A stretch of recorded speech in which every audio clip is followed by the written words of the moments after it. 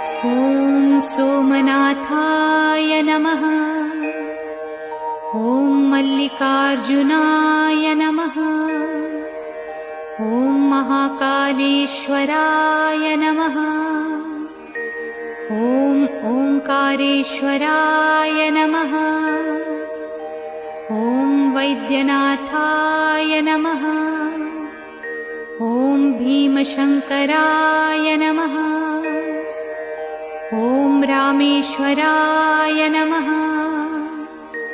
ॐ नागेश्वराय नमः।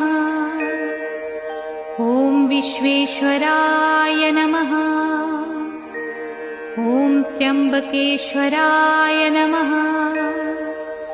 ॐ केदारेश्वराय नमः। ॐ भुस्मेश्वराय नमः।